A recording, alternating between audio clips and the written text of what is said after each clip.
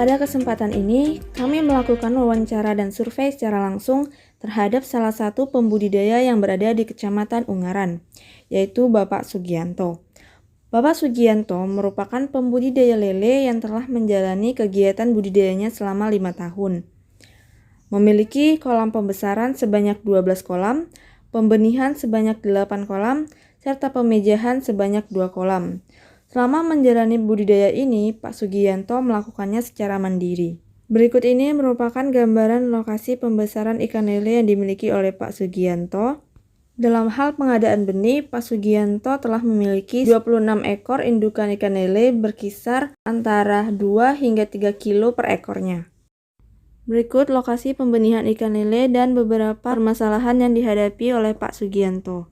Akan alami ya namanya cacing sutra itu sulit banget. Saya kemarin sempat ternak cacing sutra juga nyewa sawah saya. Itu kira-kira ada sekitar 4.000 meter ya. Itu kok akhirnya saya nggak buat malah saya.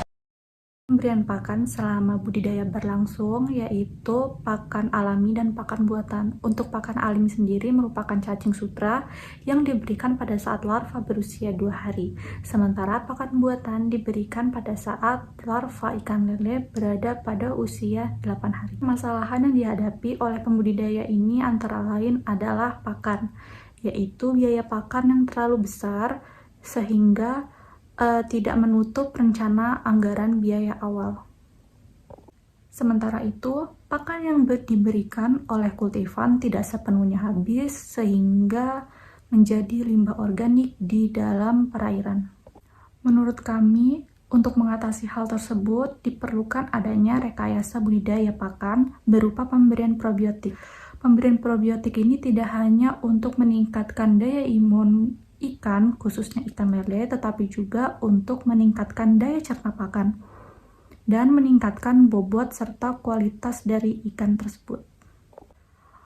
Oleh karena fungsi probiotik memberikan tingkat kecernaan pakan yang lebih tinggi pada ikan, maka meningkatkan juga efisiensi pemberian pakan sehingga biaya untuk pakan dapat ditekan dan mengeluarkan biaya yang lebih sedikit dibandingkan kultifan atau budidaya yang tidak menggunakan probiotik. Cacing sutra memiliki kelebihan yang baik untuk pertumbuhan ikan lele. Hal ini dikarenakan kandungan nutrisinya yang mencukupi untuk pertumbuhan larva ikan lele.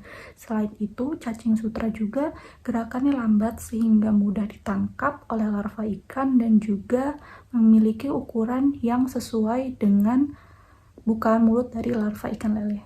Namun, hal yang disayangkan adalah pemanenan dari cacing sutra ini masih bergantung pada alam. Masalah yang dihadapi adalah ketersediaannya. Cacing sutra masih bergantung pada penangkapan dari alam. Apabila curah hujan yang tinggi akan menyebabkan cacing sutra akan akan tergerus oleh arus dari air hujan tersebut sehingga menurunkan hasil panen selama musim hujan. Menurut kami, pada masalah kali ini, pembudidaya dapat melakukan rekayasa budidaya berupa pengkayaan nutrisi. Pengkayaan nutrisi ini dilakukan untuk meningkatkan hasil panen cacing sutra. Pengkayaan nutrisi ini dilakukan yaitu menggunakan media berupa ampas tahu, kotoran ayam, dan lain sebagainya. Pengkayaan media kultur ini bertujuan untuk meningkatkan ketersediaan cacing sutra sehingga ketersediaannya tidak terlalu bergantung pada alam. Selain itu juga ketersediaannya dapat terpenuhi di segala musim. Berikut ini merupakan tata cara dalam pembuatan probiotik. Yang pertama, alat dan bahan yang dibutuhkan antara lain adalah bakteri Lactobacillus sp, air, tepung ikan, tepung dedak, molase, garam, ragi, serta ember atau wadah. Adapun cara pembuatannya adalah sebagai berikut. Yang pertama, rebuslah air tawar hingga mendidih. Perebusan ini bertujuan untuk membunuh bakteri yang ada di dalam air. Selanjutnya, masukkan air rebusan tadi ke dalam wadah, lalu tambahkan tepung ikan, tepung dedak beserta garam, kemudian aduk hingga rata. Selanjutnya, tambahkan bakteri Lactobacillus sp, molase, beserta ragi yang sudah dicampurkan ke dalam air, kemudian aduk hingga merata. Setelah semuanya telah teraduk dengan rata, pasang aerasi selama beberapa saat, kemudian diamkan selama 3 hingga 4 hari. Probiotik dapat digunakan. Rekayasa sistem yang kami sarankan yaitu menggunakan teknologi Aquaponic Recirculation Aquaculture System atau ARAS, di mana merupakan teknologi penggabungan antara resirkulasi dalam sistem aquaculture dengan teknologi aquaponik, di mana kotoran dari sistem budidaya yang akan berpotensi memperburuk kualitas air akan dimanfaatkan sebagai nutrisi pada tanaman. Sistem resirkulasi pada gambar memanfaatkan air yang terus bergerak melalui pipa yang terletak di bawah wadah budidaya. Nah, pipa ini akan mengarahkan air untuk mengalir ke dalam wadah penampungan sementara. Di penampungan sementara ini juga dapat dibuat aquaponik. Kemudian dari penampungan sementara ini akan mengalir ke bak biofilter. Air yang telah tersaring di bak biofilter akan dipompa ke atas ke tempat aquaponik menggunakan water pump dan mengalir kembali ke wadah budidaya. Pada kegiatan pembenihan lele, desain wadah budidaya, kami menyarankan untuk dilakukannya perbaikan konstruksi dan pembuatan outlet untuk pembuangan limbah budidaya. Perlunya dilakukan biosecurity dengan tetap menjaga kebersihan dalam sistem budidaya. Pada bagian sebelah kanan kolam, adanya rak bertingkat untuk kegiatan budidaya cacing sutra.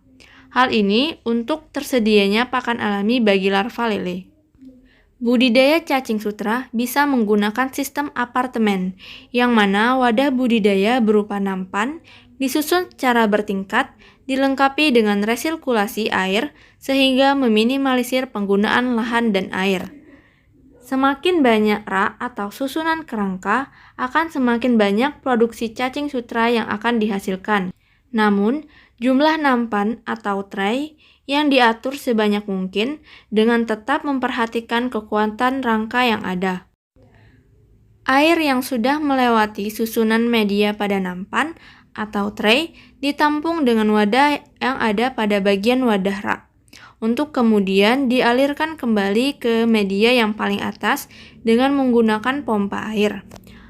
Budidaya cacing sutra dengan sistem ini tidak membutuhkan lahan yang luas, karena medianya disusun ke atas secara vertikal yang cenderung bisa juga di lahan yang sempit seperti di sela-sela sekatan rumah ataupun tempat lainnya.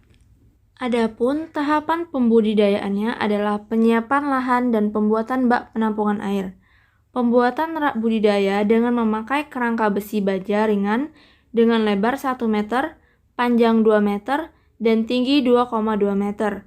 Pembuatan wadah atau box budidaya dari kayu yang dilapisi dengan plastik UV dengan ukuran 1 meter x 2 meter x 0,2 meter.